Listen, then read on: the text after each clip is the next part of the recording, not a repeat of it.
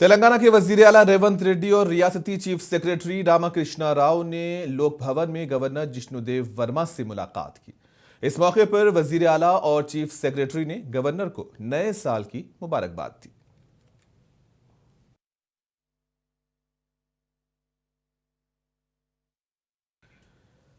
तेलंगाना के वजीर आला रेवंत रेड्डी ने अवाम को नए साल की मुबारकबाद दी। उन्होंने उम्मीद जाहिर की कि नया साल हर एक की जिंदगियों को नई उम्मीदों, कामयाबियों और खुशियों से भरेगा।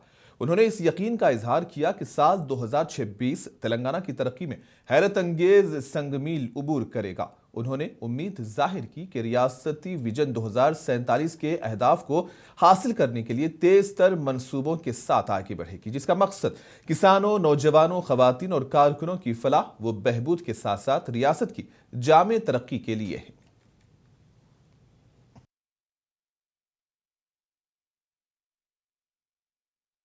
वजीर आला रेवंत रेड्डी ने हाईकोर्ट के चीफ जस्टिस अपरेश कुमार सिंह से उनकी रिहाइशगाह पर मुलाकात की। इस मौके पर वजीर आला चीफ जस्टिस अपरेश कुमार सिंह को नए साल की मुबारकबाद दी।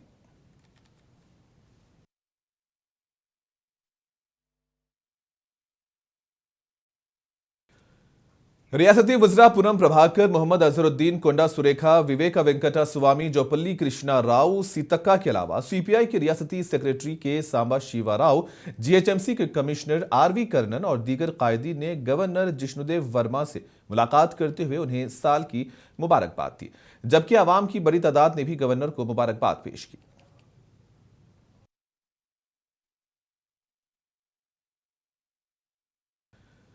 रियासती वज़रा मोहम्मद अजहरुद्दीन, पूनम प्रभाकर, सीतक्का, कुंडा सुरेखा और दीगर वज़रा के अलावा अरकान असेंबली और मुख्तलिफ कारपोरेशंस के चेयरमैनों ने भी सेक्रेटरीट में वज़ीर आला रेवंत रेड्डी से मुलाकात करते हुए वज़ीर आला को नए साल की मुबारकबाद दी।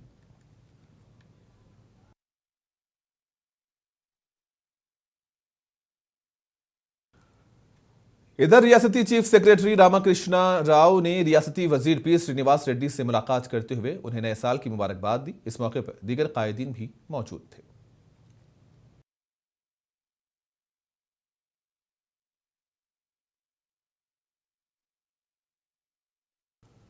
प्रजा भवन में महकमे आबपाशी पर एक इजलास मुनक्किद हुआ। इस इजलास में वजीर आला रेवंत रेड्डी, नायब वजीर आला भट्टी विक्रमार्का और रियासती वज़रा ने शिरकत की। इस मौके पर कृष्णा और गोदावरी बेसिन पर पावर पॉइंट प्रेजेंटेशन पेश किया गया। इस मौके पर रियासती वजीर उत्तम कुमार रेड्डी ने कहा कि पालामूरू रंगारेड्डी प्रोजेक्ट को मुकम्मल करने के लिए 80,000 करोड़ रुपयों की जरूरत है, जबकि बीआरएस हुकूमत ने इस प्रोजेक्ट पर 27,000 करोड़ रुपये खर्च करने का बयान दिया है। जुमा को असेंबली में पानी की तकसीम पर मबाहिस होंगे। इस जिमन में अवामी नुमाइंदों को मालूमात फ्राहम करने के लिए पावर पॉइंट प्रेजेंटेशन पेश किया गया। इस मौके पर उत्तम कुमार रेड्डी ने रायलसीमा लिफ्ट इरिगेशन प्रोजेक्ट और एपी के जरिए शुरू किए गए दीगर प्रोजेक्ट्स के बारे में भी वजाहत की।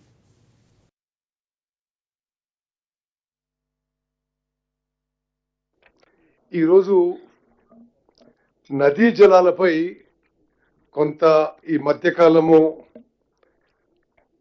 వార్తాపత్రికల్లో వస్తున్న విషయాలు కానీ, కొందరు పెద్ద మనుషులు మాట్లాడుతున్న విషయాలు కానీ ఒక క్లారిఫికేషన్ ఇస్తూ ఏ విధంగా మన ప్రభుత్వం ముందుకు పోతుందో ఆ విషయాన్ని మీ అందరికీ మీ ద్వారా యావత్ తెలంగాణ రాష్ట్రానికి తెలియజేసే ఉద్దేశంతో మరి ముఖ్యమంత్రి అనుమతితో ఈ ప్రెజెంటేషన్ ఈరోజు చేయడం జరుగుతుంది.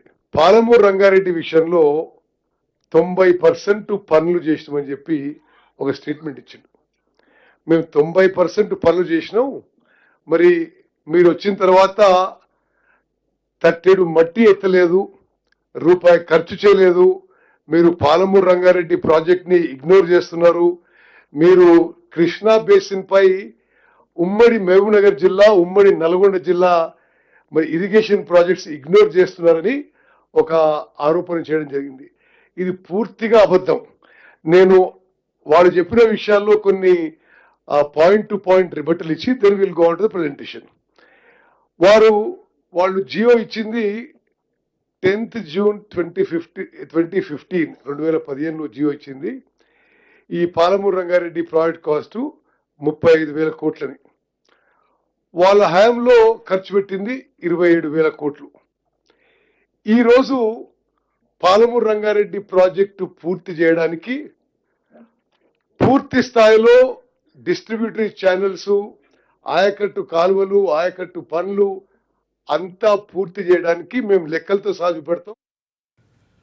रुकन पार्लियामेंट हैदराबाद बैरिस्टर ओवैसी ने कहा कि हैरत की बात है कि चीनी वजीर खारजा ने दावा किया कि बीजिंग ने ऑपरेशन सिंदूर के दौरान हिंदुस्तान और पाकिस्तान के दरमियान सालसी की थी। उन्होंने कहा कि हिंदुस्तानी हुकूमत को इस दावे का जवाब देना चाहिए। It's a surprising claim that is being made by the Chinese foreign minister that Beijing mediated between India and Pakistan during Operation Sindoor. I demand that the Modi government must rebut this claim officially and assure the country that no third-party intervention is acceptable.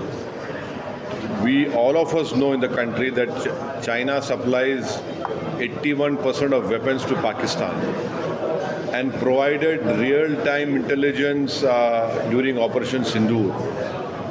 And now it claims to be mediator. How can that be acceptable to any Indian, any proud Indian? And this cannot be taken silently by the country.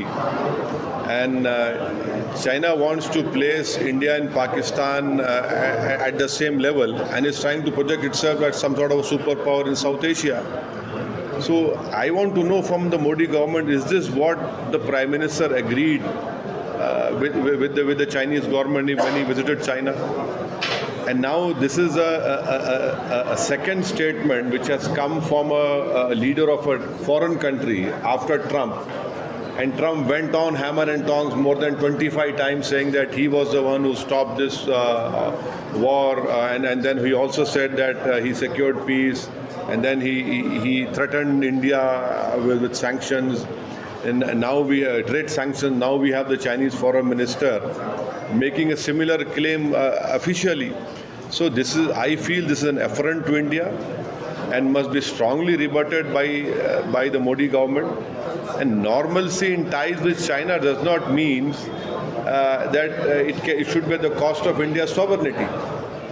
That is completely unacceptable. We hope it. BRS के working सदर KTR ने तेलंगाना भवन में BRS के साल 2026 के calendar और diary की रस्में इजरा अंजाम दी। इस मौके पर केटीआर ने अवाम को नए साल की भी मुबारकबाद दी। उन्होंने कहा कि सियासत में फतेह और शिकस्त आर्जी होती है। बीआरएस के सदर व साबिक वजीर आला केसीआर अवाम के दिलों में हैं और उन्होंने कांग्रेस हुकूमत पर तनकीद की है। केटीआर ने कहा कि किसान यूरिया के लिए परेशान है और हुकूमत किसानों के मसाइल को हल करने में नाकाम है। ఈరోజు తెలంగాణ భవన్లో ఒక పండుగ వాతావరణంలో నూతన సంవత్సర శుభాకాంక్షలు చెప్పడానికి విచ్చేసిన మా ఆడబిడ్డలు, అన్నాదమ్ముళ్ళు, పత్రికా మిత్రులు, అట్లాగే ఈ కార్యక్రమాన్ని మన ఈ డైరీ మరియు క్యాలెండర్ ఆవిష్కరణ కార్యక్రమాన్ని టీవీల ద్వారా వీక్షిస్తున్న తెలంగాణ రాష్ట్రంలోని అన్నాదమ్ములకి, అక్కా చెల్లెళ్ళకి పేరు పేరున హృదయపూర్వకంగా అందరికీ నూతన సంవత్సర శుభాకాంక్షలు ముందుగా నేను తెలియజేస్తా ఉన్నాను. క్యాలెండర్లు, డైరీలు మారుతా ఉన్నాయి, క్యాలెండర్లో తేదీలు మారుతా ఉన్నాయి, సంవత్సరాలు మారిపోతా ఉన్నాయి. కానీ కాంగ్రెస్ ప్రభుత్వం మీద ఎన్నో ఆశలతో ఓట్లేసిన ప్రజల జీవితాల్లో మాత్రం గత 2 సంవత్సరాలుగా ఎలాంటి మార్పు రాలేదు. ఇంకా ఏమైనా మార్పు వచ్చింది అంటే అది తిరోగమనం వైపు, అంటే తిరిగి ఏదైతే పాతకాలంలో ఉండే పరిస్థితులు ఉండేదో తెలంగాణ రాక పూర్వం, కేసీఆర్ గారు ముఖ్యమంత్రిగా పదవి బాధ్యతలు చేపట్టక పూర్వం మళ్ళీ అదే పరిస్థితి ఈరోజు తిరిగి తిరోగమనం వైపు ప్రయాణిస్తున్న ఈ సందర్భం స్పష్టంగా మనకు కనబడతా ఉన్నది. ముఖ్యంగా ఈరోజు మనం ఆలోచించాల్సింది, మనం ఇక్కడ వేడుకల్లో ఉన్నాం కానీ తెలంగాణ వ్యాప్తంగా రైతులు